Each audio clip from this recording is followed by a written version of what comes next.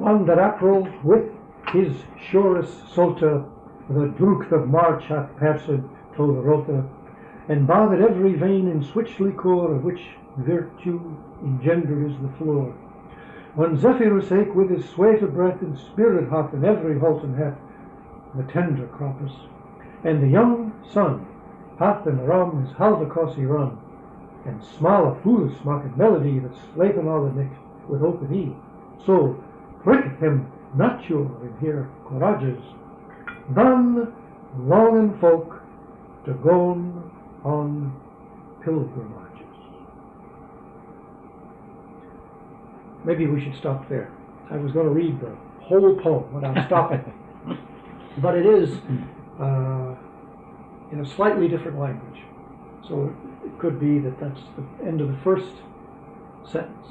No, it isn't. No, not quite. Not quite. It goes on. A few more. But it ends on the word pilgrimage, and we're talking about the Canterbury Tales, which is not in itself a story, but a collection of stories, but a collection of stories told by people who are going on a pilgrimage to Canterbury. And it is in a language that's unfamiliar. It is English. It really is English. It's Middle English, which is the ancestor of modern English, and it's really not so very far from modern English as you might think. We have customarily required students to memorize this, just what Mr. Senior read, plus the next Well, I guess I did stop so. a little, went down to the next few lines. Right? Yeah. The whole of us for modern and so forth. Yeah, that first sentence, really, to memorize that first sentence, for many reasons. First, it's just a marvelous passage to know, of course, but also for the purposes of learning the language. I mean, you heard Mr. Senior read it, and you can play that back and listen to it, and stop the tape and recite it after him, and just imitate his pronunciation without a text, without a book. Just do it by ear, and it's a very good way to begin to learn how to read this language, this Middle English of Chaucer's. It is a little daunting always at first because it sounds strange in the ear, but when you really look at it, you discover that there is very little there that you don't already know. When that April with his surest solta, the drucht of March hath persed to the rota. There, I don't know. Solta is a word that is not. We don't know exactly. You won't know exactly what that is. That's far off. That's the only one that is. That's the only word that is, though. All the other words are with a change of spelling and a change of pronunciation, are just the words that we already know. They're common words in English, and that's true of the whole poem. You will come across words that are unknown, and therefore you should be reading some sort of text which will give you a few notes. Maybe we ought to recommend the Everyman edition. I think it's still in print. Yeah, I think the Everyman is. It gives marginal notes. It's very nice because it doesn't pretend to be scholarly. Right. And it gives the translations, as it were, right in the margin as you read. So you don't even have to flip to the back of the book. Right. And it was done very, very well. I think that. Yes, that's a very good. It's inexpensive. You can get the Canterbury Tales in one volume. And if you want some more of Chaucer, you can get his other poems in another volume. I think they have the Troilus and Crusader also. But the Canterbury Tales is the most important, and certainly the one that everybody ought to buy. And I really would recommend that one. There are, of course, half a dozen others, but most of them have scholarly pretensions. And they really have footnotes rather than just lexical notes. And arguments. Simply arguments and explanations and all of that. And you don't want a translation. You definitely don't want a translation. Oh no, that's bad. Oh, that's bad. Don't do that. Some disasters have happened with modern translations. It's really very sad. There's a British actor, and I can't remember who it is now, but he's made some records and it's terribly disappointing. For one thing, it's theatrical. His reading is just ostentatious, and he tries to play the parts. He changes his voice. He tries to sound like the wife of Bath, and and all that kind of stuff. But also he uses this modern translation, which is just a disaster. Turns it into a jingle. In fact, one of the greatest English poets, a really great English poet, John Dryden, translated some Chaucer, and even that's a disaster. If Dryden couldn't do it, nobody can do it. It turns into a jingle. It turns into doggerel. Whereas I think we have to say one of the reasons for reading Chaucer is that he is one of the greatest poets who ever lived. That is, lyric poets. He can also tell a story, of course. He's most famous for the story, but the music of his verse is... He's a great master of English verse, a great master of the English language. The sounds of it. That you just have to know that language. This is the first work in this course so far in English that we've read. Everything else that we've read so far has been in another language rather than English. And of course, some of the people listening to these tapes are not English, but you all speak English. I'm sure everyone speaks English, and if you're really going to know the English language, they might not speak it, but I assume that they can hear it, they can understand it. They can understand it, they can read it. Otherwise, these tapes would be kind of interesting. Yeah. No, actually, it's rather a help to know a foreign language. To know French is very helpful because of course Chaucer knew French very well. Or even Dutch. Yeah, even Dutch. German. Yeah, I know Dutch is it's kind of a low German, and it is all those European languages were closer together. I suppose you can have a sort of geologic theory. There's a fantastic geologic theory that I can remember from my college days. Probably no one believes it anymore, but I had a geology teacher who at that time thought it was great because it was the latest thing. And the theory was that at one time there was only one continent, and that gradually the continents have been moving apart. And he would show us a map and point out how the great hook of Africa would neatly fit in to Central America. Like a jigsaw puzzle that you could put them back together again. Well, so much for theories. I think maybe true. I think some people still look. I was just reading the National Geographics yesterday, looking at it, and I could see just glancing through it that they were talking about it as if some of it as if it were a fact. Well, that's what they always do. Yeah. But they're still saying. Well, there's a theory about language too, which is the same. That is that once there was sort of one European language, and really that even German, as far away as German seems from French, or from a little closer to English, but still far away, that once there was one language. Well, maybe there was, we don't know.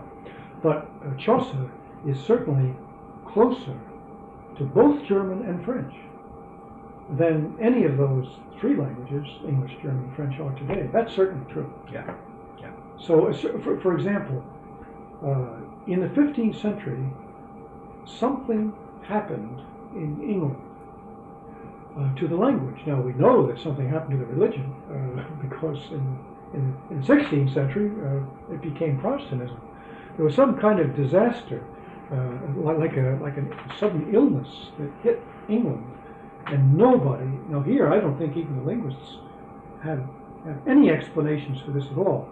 But for some reason, the sound of the English language radically changed during the 15th century. Let's say in 1410, people spoke English with the same general sound as German. That is, for example, if you pronounce the word, we say April, they said April, the way a German would say. Or the word Hof instead of Hath, H-A-T-H. And so it is for all the vowels. Those long A's, for example. It's very hard to catch that. Juan that April with his sure solta. It's a very soft, it gives a very soft sound. We say when in English, we say when. It's kind of nasal. When that April with his soft showers, it's very nasal. That's American English, of course. Yeah. Well, even British English. So British English. They call it the great vowel shift. Yeah. I remember all the students when we first came on that, we were just broken up by that. It sounded so silly.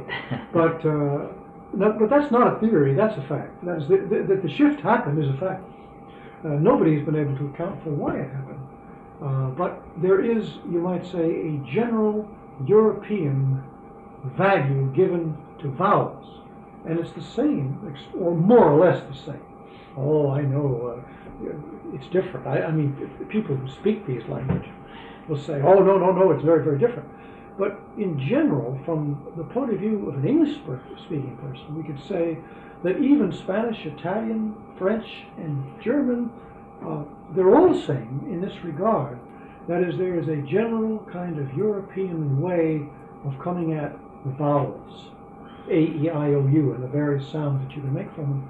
And if you just hold on to that and say, well, in general, what you do is you pronounce it with a European accent. If you do, you've pretty much got Chaucer. That's really the only difference. You need to learn to get the accent right. These are 10-syllable lines, almost all of them. Sometimes they're 11, but they're usually 10-syllable lines, and they're usually regular in that is alternating unaccented and accented syllables. They go ta-dum. 10 syllables, unaccented, accented, alternating, and it's sometimes very puzzling. Sometimes you have to stop and sort of figure it out, because sometimes vowels are elided, that is, they're put together in ways that we don't expect them to be, and then there's also the terminal E's. Landata pril. There's an E on the end there, and it is to be pronounced, not always, but when you need it for the purposes of having an unaccented syllable there, then you pronounce that E at the end. And that's one of those things that was not known. Many people thought, clear up into the time of Dryden, including the time of Dryden, that Chaucer was very rugged. They said, oh, Chaucer didn't know about metrics, and so his versification is very rough. And they did not realize the very simple thing. I can't remember who discovered it or who said, well, look, if you just pronounce the E's, most of the time, when they're there, if you pronounce them, you'll find that was the Rosetta Stone of Chaucer. Yeah. It was very late. I think it's as late as the 19th century. Skeet or something. Yeah, something like that. Yeah, I think as late as the 19th century. Made the experiment and then discovered that if you put the pronunciation of E, the letter E, put it in or out any place where you feel you need it, that you can make up the value of the da-dump, da-dump, da-dump, da-dump, da-dump line. Mm-hmm. I think those are the two things we have to say about reading Chaucer. One is give the sounds their general European value. Now, if you're a German, you'll pronounce it more like a German. And if you're a Frenchman, you'll pronounce it through your nose more like a Frenchman. Okay, that's fine. Because we don't know how Chaucer pronounced it. We can only approximate. Everybody goes by their teacher, you know. Yeah. If you have a teacher, my teacher, for example, insisted, and he was actually a Milton scholar, but he was also a Chaucer scholar. He insisted that Chaucer's R's were trilled. Mm-hmm. Now that's, again, R's are funny. You know, in European language you have the French R, the German R, and the Spanish R is trilled, and the Italian R is trilled. And he said, well, that's more continental too. Mm-hmm. So I learned to trill the R's, and I think it's prettier to trill the R's. So I like to do it, because you can't do it in English. You can't do it in English. I like to do it in Spanish. So I trill the R's. But it isn't, and there's an argument. I'm sure there is an argument on behalf of that. It isn't just that it's prettier. It's someone has said it has some evidence that that is the way it was actually done. And so you say Prill? Prill, yes. Prill, Dat Prill with the Chaucer's Salter the Drucht. Yeah. See, you get. Well, that's probably right. I think it is. I think it is. Again, I had a rather lazy teacher, and he didn't insist on those things. Oh, I actually had a Dutchman, and he insisted that it was most like Dutch. Well, you get a word like Drucht. Yeah, that's Dutch. That's what he said. Yeah. And I think that is the right way to pronounce it. I do know some Dutch, and I've always thought that Old English sounds a lot like Dutch. But he was, of course, a teacher of Old English as well. Yeah. But he introduced. He was the guy that taught me how to read Chaucer. Yeah. He was, I say, rather sloppy. His notion of it was that you shouldn't try for some kind of perfection. That is, we don't know. No, that's good advice. Yes. That's very good advice. Don't. So as long as you can read it with a real feeling for the scansion, that is, for the beat. Yeah. As if you can't do that, you can't read it at all. You've got to get that sense of now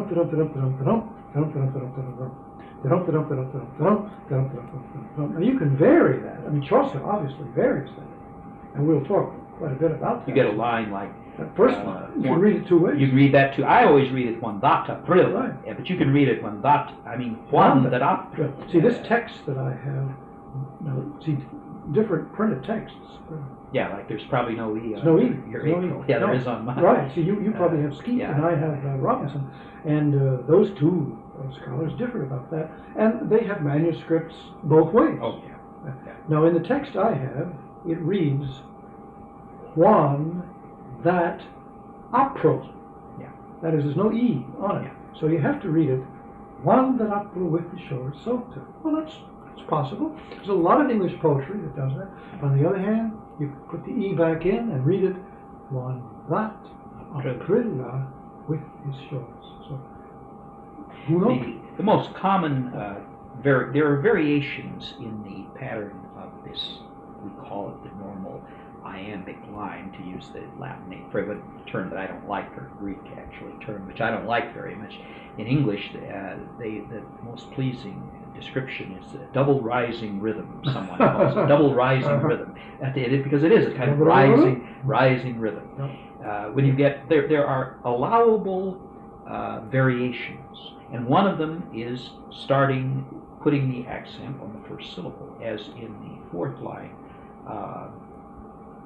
Well, no, that's not a good example either. There aren't very many of them, but you will find that is, if you read the first line. Actually, Chaucer doesn't do it very often, which is one of the reasons why a lot of people think that he didn't do it in that first one. Yeah. But what happens is it's an allowable variation, because what happens is, if you start off one dot april, you'll notice that you fall right back then into the da-dum, da-dum, da-dum, da-dum.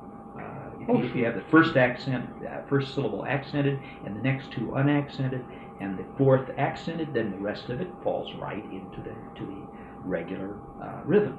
So it's a great art to be able to do that, and with a little practice and attention, you'll catch on to it very quickly. But I'd say the first thing to do is to simply memorize this passage and simply follow, in general, the pronunciation that Mr. Senior gave. I just read that one way, and of course, if I read it again, it won't be exactly the same. No. And Mr. Quinn has already read it, say, that first line differently, and we're reading it from two different texts. Gee, this is the first time we've ever talked about this kind of thing. Yes, talked about English. This is English. Yeah. This is the English language, and it's English verse. I think we have to distinguish between poetry and verse. We've talked a lot about poetry. We've talked a lot about, well, that's all we've talked about is poetry. That's been the point of view of this whole course, is the poetic point of view. We talked about the poetry of Homer. We talked about the poetry of Herodotus. Now, Herodotus certainly wrote prose. Homer wrote verse. We did not talk about Homer's verse, simply because we haven't got the Greek. We read him in translation, And for the most part, we've been reading them in prose translations, even. Anyway, what is the difference between poetry and verse? Well, a great deal. Verse is a way of handling sounds and rhythms, and it really doesn't have anything to do with poetry. You can write rhetorical verse, as you can take a piece of a speech where you want to convince somebody of something and versify it. I think there's a lot of verse around which has meter and even rhymes, which is not poetry at all. It's argumentative or whatever it might be. That's perfectly all right. There's nothing wrong with that. Once upon a time, everything was in verse. Solon, the Greek lawgiver, we were just talking about him the other day when we talked about Dante. Solon wrote the Constitution of Athens in verse. Now that doesn't make it a poem. He did not write it as a poem. He wrote it as a set of laws, but he put them in verse. I don't think he rhymed them, but he put them in verse. Why? Well, because verse is memorable, that's why. We've all used verse for that purpose. Little children, you put things in the form of a jingle so you can remember it. And advertising people do that all the time. We put rules of spelling in English. We call them mnemonic devices. Verse is is a very good. I before E except after C, or when sounded like A as in neighbor and way. There you are. You rhyme it and you put it in verse and it's and you remember that. I before E except after C. Or when sounded like A as in neighbor or way. There you are. And if you remember that, you will never make those horrible mistakes of putting I before E in the wrong place. It's very simple. That's wonderful, and it's pretty.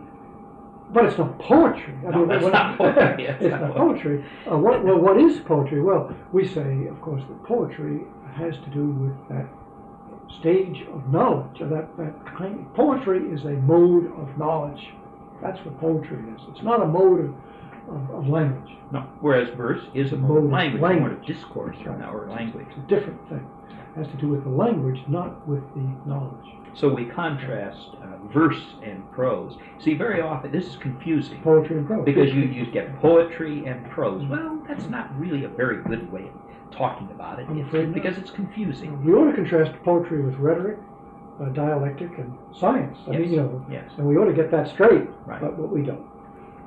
Because prose is another mode of ordering language.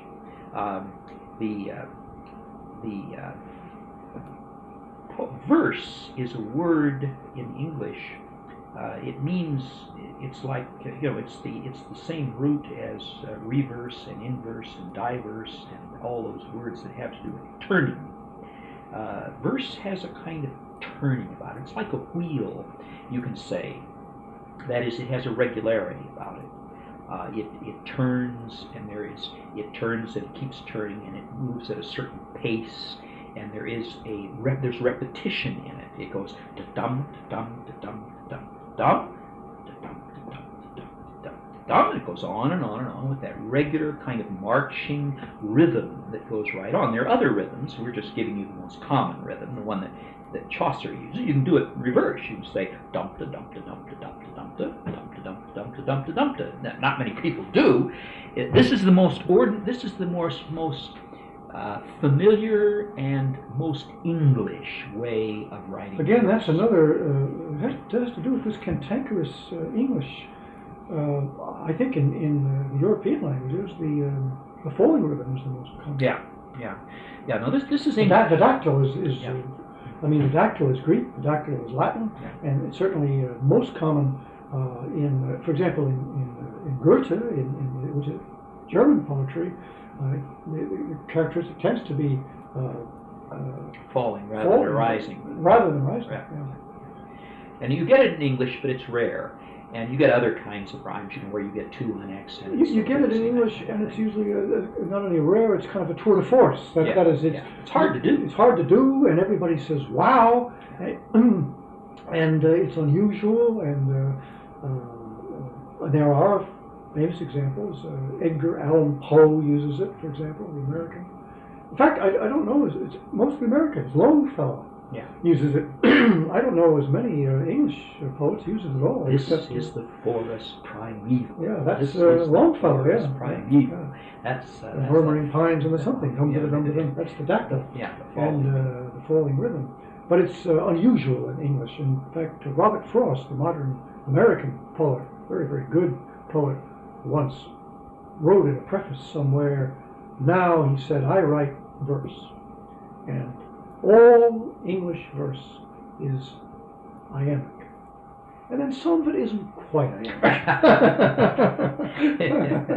And a lot of the scholars, of course, the pedants, are angry at that. They say, well, that's a frivolous thing to say. No, you say, look, what did Chaucer write? What did Shakespeare write? What did Milton write? And the answer is they wrote iambic, and mostly 10 syllables. And again, I think he said iambic pentameter. 10 syllables to the line. Now, and Alexander Pope wrote it, and Dryden wrote it, and of course you get people who write 8-syllable lines, and some of it is marvelous poetry. Andrew Marvell does it, and it's marvelous stuff, but it isn't the most normal, ordinary thing that it turns out that an English line is about 10 syllables long. That's about all you can do. If you try to go 12, you can do it, but very rarely. Spenser does it at the end of his stanzas. He'll give you 12-syllable lines. You can do it after you've had a lot of 10-syllable lines. You can throw in a 12. And again, it's a tour de force. It's a tour de force. You find yourself saying, wow, he did it. Yeah, because it tends to drag out. It's not right. And again, an 8-syllable line, you can write a whole poem in 8 syllables. Not very long, though. If you keep it up too long, it becomes doggerel. Yeah, it's too short, and it's usually rhymed. It's always rhymed, as far as I know. In fact, what is doggerel? I've used that word 2 or 3 times. It's not just bad poetry, because there's some very good doggerel. It's a tricky kind of poetry. But the other word for it in English, slang word for it is jingle. We say, well, that's not really a poem, it's a jingle. And I'm not so sure what it is, but something like this. I'm just going to hazard a definition here. Doggerel, or jingle, is verse that calls attention to itself.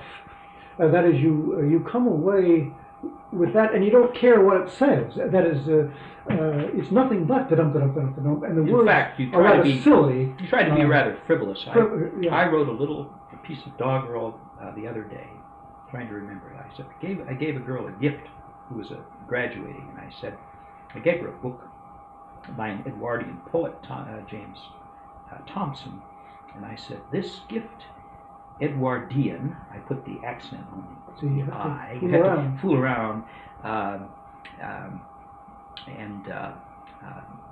this gift invictorian, but very Edwardian. I had another rhyme in there, but the point is the girl's name is Elizabeth, so I had to get it all to come out on this day Elizabethan. Oh, yeah. I had to arrange the rhymes so that they fit her name. Now that's real. That's doggerel. Right. That's doggerel. And it's marvelous stuff. Yeah, I mean, it's a lot of fun, and everybody ought to do this, by golly, because for one thing, it's marvelous training for the reading of verse. I mean, because the mechanics are the same. But in doggerel, the mechanics run away with it. They're everything. They're everything. You have to have and mechanics. What you do is you change the meaning and even the pronunciation of words and so on in order to have the fun, the trick of the thing. I must say again, maybe it's just me. I harp on this over and over again. Everything is lost. We live in an age where everything seems to be lost. It used to be, and it wasn't all that long ago, when doggerel was the life of the party. Popular magazines published yards and yards of it. In the United States, for example, there was a popular magazine called the Saturday Evening Post. And the literary snobs at universities despised it. Oh, it was just dreadful because it was popular. They published stories by Booth Tarkington, and they, well, he was just a popular writer. Well, don't kid yourself, Booth Tarkington is a very good writer. Sure, he was popular, but he's very, very good. And you remember, they used to publish pages of doggerel. It was all over the place. Political, satire, very much like the cartoons, like the funny papers, like the political cartoons on the editorial pages. Satirical verse, why, the newspapers on the editorial pages. There were writers who were famous. Well, the most famous in America was Ogden Nash. Yeah. And Ogden Nash was one of the cleverest men who ever died. Oh, Mark. Just marvelous. Mark, I remember as He was a a very genius. young, He was a genius. very young. I was extremely young when I caught on to Ogden Nash. Yeah. Boy, I just devoured Ogden Nash. And the fecundity of it. He turned it out every day. He wrote to the newspapers, and by golly, he wrote a column of doggerel, and it was just marvelous. Well, you mentioned, didn't you, just a moment ago, Hilaire Belloc? Yes, Yeah. yes, he wrote a lot of them. He wrote a lot of it, and it's brilliant. And there are some of the English writers, I think we have to say, reach a level of sublimity in this mode. It rises to something, it may be a slightly different category, but I think it's the same, maybe different species, but it's the same genus.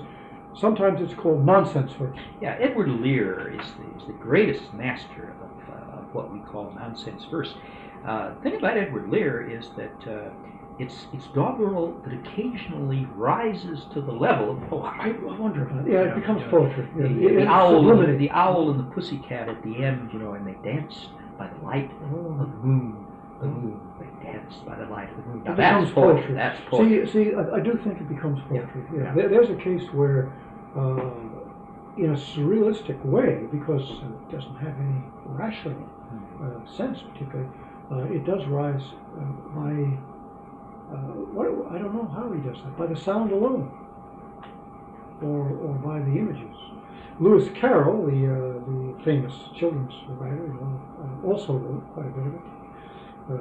His are very often parodies, so they're a little different. But they're satirical. They're almost always, except for Jabberwocky, they're almost always parodies of other poems. We're on the edge here of whenever you make distinctions, you always discover that the borders are blurred. Yeah. It's hard to know whether that's poetry or doggerel. I don't think myself that he ever rises to the level of poetry. It's all, I think, that Carroll is always doggerel or rhetoric. Rhetoric, because it is satiric. He's a clever satirist. He's a master of parody. Whereas Edward Lear rises to poetry. No, he does. He does. And he's a humorist. He's more like Chaucer. Yes. He's full of fun. We're digressing here now on the whole subject of English verse. What is the difference between verse and poetry? What is verse? Now suddenly you mentioned Chaucer's name. There's a lot of doggerel in Chaucer, and he knows it. Oh, yeah, he uses the word. He writes it deliberately. Yes. And he loves it. Yes. In fact, he himself appears in his own poem, and when he does, he starts on doggerel. Oh dear, where is Chaucer's doggerel? And they tell him to shut up until he continues in prose. Sir Topaz is he begins. It's quite a ways on, probably halfway through after the Franklins. Yes, I've got it here in my edition. Listed lordes in good intent, and he will tall verement of mirth and of solace, all of a knicht that knicht was fair and gent in battle and in tournament. His name was Sir Topaz. You get dum dum dum dum dum dum dum dum. It's in it. And it goes on and on and on and on. and he's on his. I've got down here at the end of it. It's at the 800 and something line. Himself drank water of the well, as did the knicht Sir Percival, so worthy under Wade, till on a day, and then it breaks off, and the next line is, no more of this for goddess dignity, quoth our host. And that's one of the most famous lines in the whole of Chaucer. No more of this for goddess dignity. The host, who is in charge of a contest. He's the master of ceremonies, the innkeeper, the bartender, the innkeeper, who is in charge of this whole production of telling tales. He goes on, for thou mockest me so weary of the very lewdness, that also Weasley, God my soul a bless, mean eras aching of thy drasty speech. Isn't that word drasty? Drasty speech. You can't translate that. Yeah, that's hard to translate. Drasty. That does not exist in modern English. And again, I don't think anybody knows exactly what it means in Middle English, but it's great. This is scathing language. Lewdness, lewd. That's the same as the word lewd. It doesn't mean that it's really lewd in the sense of being sexually improper. No, it means vulgar. It means vulgar and ignorant. A lewd. Somebody uses it. They say for a lewd man is ignorant man. A lewd man for lewd folk loving tallest old. This is the partner. He says. Lewd folk, ignorant people, like old tales. He's saying that rather scornfully. The partner is. He tells these old tales, and he said they love those old stories. These ignorant peasants. The lewd is the peasant. Yeah. The word vulgus in Latin means pretty much the same. Yeah, that's true. That's true. Well, the word villain originally meant the same thing before it got to mean criminal, but originally it meant just the peasant or the lower classes. But it's so funny because the Canterbury Tales is a contest, turns out to be. All these pilgrims, ultimately, I think there are 31 of them. There are 29, and then there's Chaucer, and then there's the host, so that's 31. For a while there, a couple of people join them, but one of them runs away, so maybe they end up with 32. But anyway, this small company of pilgrims are all riding from London to Canterbury, which you can make today in a few hours on a bus. But in those days, it was a long, slow journey. They counted on spending 3 days, wasn't it? Yeah, they were each. Yeah, they're going to tell 3 tales on the way each way or something. But at any rate, they're riding along on horseback at a very slow and easy pace, and they stop for rest at inns and take long naps and have a good time of it. They're not in a hurry. But on the way, in order to while away, as they put it, the long ride, the host proposes that everybody tell a story, and that he will judge which one is the best, and the one who tells the best story will get a free dinner at his inn on their return. He is the host of the Tabard Inn, which is a bar and a hotel on the edge of London, where the Canterbury pilgrims spend the night preparing to depart early the next day. It's kind of a good jumping off place for Londoners to go on this pilgrimage. It's the first inn on the way to Canterbury, or you might say the last inn from London, on the outskirts of London, on the Canterbury Road. So they all gather together there, quite by accident, as he says, by aventure. They don't know each other, hadn't previously known each other, but they all fall into a kind of a fellowship because they're riding along together on the way to Canterbury. And the host says, well, why don't we do this? Then everybody tell a story. And so it's a contest, and the host says, no, I'm not going to tell a story, I'm going to be the judge. Well, Chaucer himself is on this trip. Now, Chaucer is the greatest poet in the English language of his day, certainly one of the three greatest poets of the English language in any day, and one of the greatest poets in any language in any day. And the joke here is that Chaucer himself writes verse so bad that or speaks verse so bad that the host interrupts him and says, "No more of this, for God's sake." And that's very funny. It is really, you can't explain a joke. But in the course of reading through thousands of lines of this thing, it is very funny. Chaucer makes such fun of himself. And thereupon he turns around and tells a tale in prose. He says, "All right, we don't like that." And he just tells a story which nobody reads at all, I'm afraid, the tale of Melibea. Yeah, it's a long tract. It's really a tract. Right. It's really a tract. It isn't a poem. It certainly is not a poem. It's in prose. It's in prose. And there's none of the lightness that we very serious. Although the whole thing, in a way, is a joke, because he says, "Well, all right, if you don't like my verse, I'll tell you something in prose." A little thing, and it's a long-winded piece of prose at that. Well, I've got almost 2,000 lines here. This guy marks it, in the margins. Yeah. And it ends with the word "Amen." No, it's very, very solemn. But that's Chaucer's little joke. That one thing that since we have talked so much about poetry, it is important that we do talk about verse. Mr. Senior was saying that doggerel is lost. Well, verse is lost too.